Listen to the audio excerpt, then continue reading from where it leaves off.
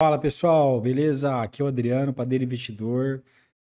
Eu quero mostrar esse vídeo para vocês aqui de uma forma bem resumida. Na minha opinião, por que que os fundos imobiliários eles são fundamentais para você construir uma carteira de dividendos com solidez, principalmente quando você está começando ali nos investimentos. Bora lá, bora para o conteúdo. Então vamos lá, pessoal. Por que que eu acho que você precisa ter aí uma carteira entre ações, fundos imobiliários mesclada? Vou explicar aqui para vocês por que que eu acredito que essa composição aí seja a melhor estratégia que você pode tomar para os seus investimentos, tá? Então, por exemplo, aqui, ó, vamos lá. Aqui eu selecionei os meus dividendos recebidos e futuros somente de ações. Tá? Então, o que vocês podem perceber aqui? Olha que interessante. Eu comecei a fazer meus aportes em setembro de 2024.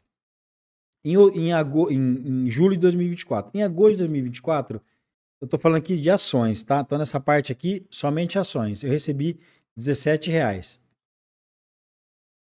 Em setembro, 14,59. Em outubro, 3,39. Em novembro, 4,84. Somente em dezembro, eu tive aí um bom dividendo das ações. Então, o que aconteceu? Né? O que geralmente acontece? Isso já aconteceu comigo lá atrás, quando eu tive minha primeira carteira. Eu comecei ali com ações, super empolgado, motivado, mas o que que acontece? Você demora muito tempo para começar a ver os pingos e pingos dos dividendos. Não estou dizendo aqui, pessoal, de forma alguma, o que que é melhor, o que que é pior. Cada um tem a sua estratégia, tá? Tem pessoas que se dão muito bem investindo somente em ações e tem pessoas que se dão muito bem investindo também em fundos imobiliários. A estratégia do padeiro aqui é o quê? É uma estratégia de automotivação. Quando eu vejo as barrinhas subindo, eu fico mais motivado. Então eu acredito que dá mais motivação, mesmo você sabendo que os fundos imobiliários não têm um potencial de valorização, um potencial de crescimento dos dividendos. Eu acho assim que no início da sua jornada, esses dividendos dos fundos imobiliários eles acabam dando uma motivação diferente para você, tá? Então vamos lá. Por quê, ó?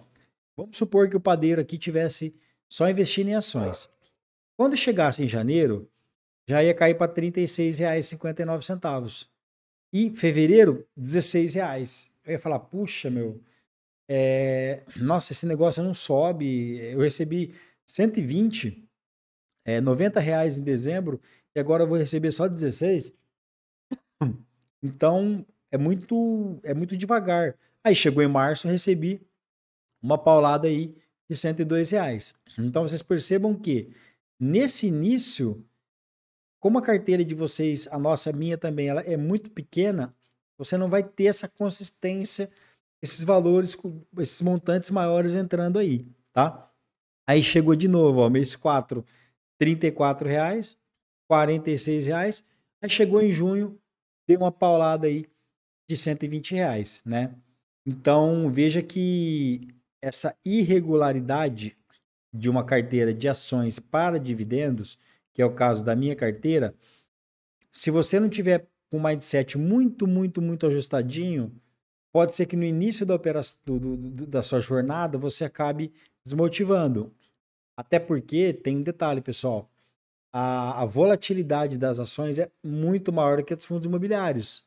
Então, além de você não ver os proventos ali caindo na sua conta, você vai ver essa volatilidade com o seu patrimônio. E isso pode assustar, né? Quando eu coloco aqui, pessoal, somente os FIIs, olha que interessante. No primeiro mês eu recebi também pouquinho, R$ 15,64. Em setembro, 57. De outubro para frente, pessoal, eu já praticamente recebi de forma linear. Então, esses aumentinhos aqui que eu tive, de março para maio, foi pontual. Foi algum reinvestimento que eu fiz ali em fundo imobiliário que acabou dando essa diferencinha aí. Mas vocês percebam que ele é bem linear, né? Então é bem linear, bem previsível. Aí entra, na minha opinião, a grande jogada aí de quem está querendo montar sua carteira, quem está começando agora ainda não está ainda com a cabeça assim 100% segura, né? Quando a gente faz isso aqui, ó, ações e fundos imobiliários, olha a diferença. Eu começaria aqui, como eu comecei, com R$ 32, foi pouco. No mês seguinte, o que acontece? Os fundos imobiliários, aquela resiliência dos fundos imobiliários, fizeram que minha carteira, que eu já tivesse praticamente, porque eu comecei a investir no final de julho, ou seja, praticamente um mês depois, em setembro, eu já recebi R$ 72. Então, R$ 72 já é um valor significante e já dá uma motivada em qualquer um que está começando. Qualquer pessoa normal que começa a investir seus R$ 1.000, R$ 2.000, R$ 3.000 e recebe R$ 72 de dividendo, já dá aquela puta daquela empolgada, entendeu? E aí, outubro, R$ 90, novembro, 90, e aí chegou em dezembro, o que aconteceu? Veio a grande paulada, que aqui que eu falo que é a linha que dividiu aqui a minha jornada como investidor. Por quê? De dezembro para cá, a minha carteira ela já começou a pegar corpo. Então, por quê? Porque eu já recebi ações do Banco do Brasil com bastante força, né? E aí a minha carteira começou a tracionar. A gente pegar aqui, ó, janeiro, começou, já não caiu tanto. Se fosse só ações, lembra que eu tinha mostrado para vocês? Ia dar lá R$ 30. Então já deu mais R$ 134. Fevereiro, olha que interessante. Janeiro e fevereiro, se a gente for analisar o que aconteceu com as ações, foram 2 meses péssimos. De repente, foi como eu falei no começo do vídeo, se fosse um investidor só de ações, essa pessoa poderia ter desanimado. Falou, nossa, aí não paga nada. Vou voltar aqui rapidinho para vocês verem, ó. Olha que interessante. 36 de fevereiro, R$ 16. É desmotivador. Então, quando a gente volta para fundo imobiliário, ele dá aquela estabilizada. E o que as ações fazem? Vem para dar a paulada. Então, chegou em junho, entraram dividendos de ações, deram aquela porrada na minha carteira de dividendos.